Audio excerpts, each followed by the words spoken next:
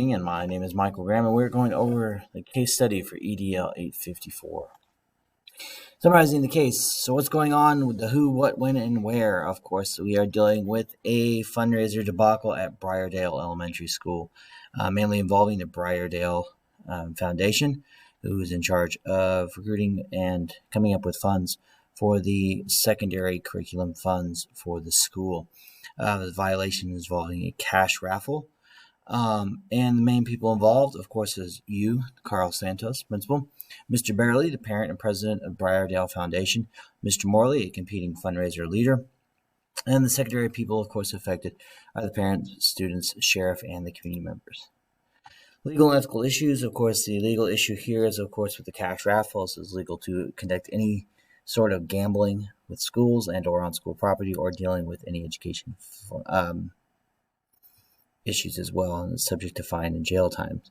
Ethical issue number 1 is simple, in the school district outsourcing their funding to an unproven leader.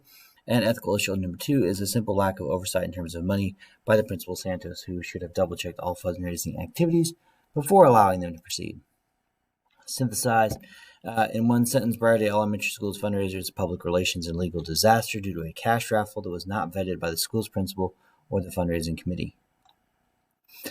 The facts. People that we know were involved, of course, did not double-check the law. Santos, Mr. Barely, Mr. Morale was the competing fundraiser leader, and, of course, the whistleblower, whoever that person was. I have a feeling it was Mr. Morale, but that's just me. The place was Briardale Elementary School, a school in the middle of town that is used for events in this town due to its size and its location. Kind of seems like the showcase elementary school for the district. I'm very familiar with this because this district sounds a lot like the district I work in. Same amount of elementary schools, same amount of middle schools, and same amount of high schools. So it was kind of very similar to the kind of the issues we see in my building. The biggest program in the study, of course, is the Briardale Foundation, as it is in charge of the secondary curriculum funding every year due to the state's funding for primary curriculum. Reviewing the information, this, of course, is damaging to the community and the stakeholders, as this is blasted all over the news. The newspaper especially, and lifts a huge stain on the school and the foundation's name. Staff and students, of course, are going to be affected because that funding is not going to be there, as well as Principal Santos, who now has a black mark on his record, as in he let this happen, and, of course, Mr. Barley, who now is charged with the misdemeanor and is on probation. I think all the relative stakeholders were consulted. I do and would love to know who the whistleblower was, and I'm very confused on why it is illegal, because I know for a fact that we do 50-50 raffles and things like this all the time in the state and all around in my district, in every district I've ever been to. I can't count a time when I haven't heard about a 50-50 raffle for a school. So kind of confused on why it's illegal in this case, but that's neither here nor there. But I do know, I think, I have enough information to make a decision. Option 1, of course, is do nothing. It's the do nothing choice. Things just kind of continue on how they will. Mr. Santos will, of course, continue as principal, and the foundation will continue to act as normal, of course, probably electing a new leader as given. Option 2 is a liberal or very extreme action. I think first action there would be to fire the principal, or, well, in your case, resign. And then, of course, move forward with replacing the whole foundation because they let this happen. They didn't stand up to the principal, which is what they should have done. Not principal. President, I do apologize, of the whole foundation, and this is a gross oversight and has smudged the name. And the third action would be to install a brand new group and hold another fundraiser so the funds can be acquired. Option 3 is the first step, is the option to replace Mr. Barley as president of the foundation. Then you enlist a member of the foundation to give regular updates to Principal Santos as to keep abreast of what is going on. The third step would be then to have the foundation come up with an alternative option fundraiser to try and recoup the funds. Lastly, the fourth step then would be to add a better vetting process when appointing a president, making sure that you don't have someone who's going to essentially get into a war with another fundraiser to try and be the best, where in all actuality we need to do what's best for the students and get the most money possible and not worry about who has the most money. And I think the fifth step would be to put a systems of checks to make sure that the president of the foundation cannot act alone. I don't know how he was able to act alone if it's a fundraiser and a big event like it was sounded like. But that's neither here nor there. That information was not disclosed to us exactly what was going on. And the final step would be to discuss with the district on a way to eliminate the need for the foundation to begin, in all honesty, because having to fundraise for what students need, I think, is a bit antiquated and ridiculous. Option 4 as the first step in this option would be to replace Mr. Barley as president of the foundation. Second would be to install a new group and hold another fundraiser so the funds can be acquired. The third step would be to publicly denounce the actions of Mr. Barley so as to wash your hands of this debacle as much as possible and to distance the school from it. And the final step would be to replace the foundation with school members to make sure more direct stakeholders are involved and make sure we don't have a repeat. And option number 5 is the first step in this option to replace Mr. Barley as president. Second step would be the foundation to continue as it has in the past with no further oversights or checks put into place.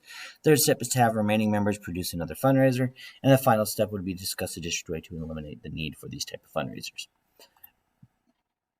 All of these have great pros and cons. Most of the pros are, depending on, especially one is the easiest way. Most of the cons kind of deal with either too much action or not enough action taking place. And that would be 4 and 1 and 2, honestly, for both of those. Number 5 is rough because removing the entire foundation does kind of eliminate a tradition, which you don't really want to mess with tradition if you don't have to. And of course, con for number 3 is it's a lot of work to do all those things, but the pros outweigh the cons in most of these as well because you are eliminating your hands and getting away from eliminating your hands of these and washing your hands, of this guilty party and moving forward. I believe the best choice is choice number 3. It's the most comprehensive option. With the option, you are involving more stakeholders in the process of the fundraiser, and therefore making it a much more valid choice. You can also push for a member of your staff to stand for president to add another little wrinkle in there for buy-in. This choice also consults all relative stakeholders, and I feel like it's identified as several creative options to this problem. Implementation number 1. Path would start by announcing that the Briardale Foundation is looking for a new president. To vet the candidates, have them submit credentials and an alternative fundraiser ideas to help the committee maybe come up with a new idea, as well as get an idea on who you're kind of dealing with when you're talking about the next president. The next step would be obviously to appoint the member who will report to Mr. Santos about the committee choices, whether that be an existing member or even a new president coming in. Any of those would be great choices.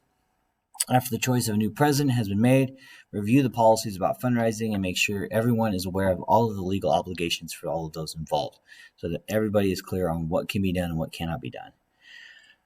Then the next last step would be to have an alternative fundraiser. And then finally, I think Mr. Santos should write a letter to the superintendent about the removing of this fundraising issue. Implementation number 2, the outcomes that may result in this plan is more work for you as the principal as well as the other stakeholders. Also a chance the second fundraiser will be a disaster because people will be very gun shy about holding another fundraiser as the last one was a disaster. And if anyone in the foundation has issues with the steps being taken, giving them the forum to discuss their problems would be a great step, but also an added time issue, added wrinkle to possibly cause less to get done, as well as any solutions they may have to help with any problems. People who need to know about this plan would be the community at large, and I would lay out my plan in the school and parent-wide email, as well as an automated call to make sure all stakeholders were aware of what was going on. Just full disclosure and full transparency, I find, is always the best option after an issue like this.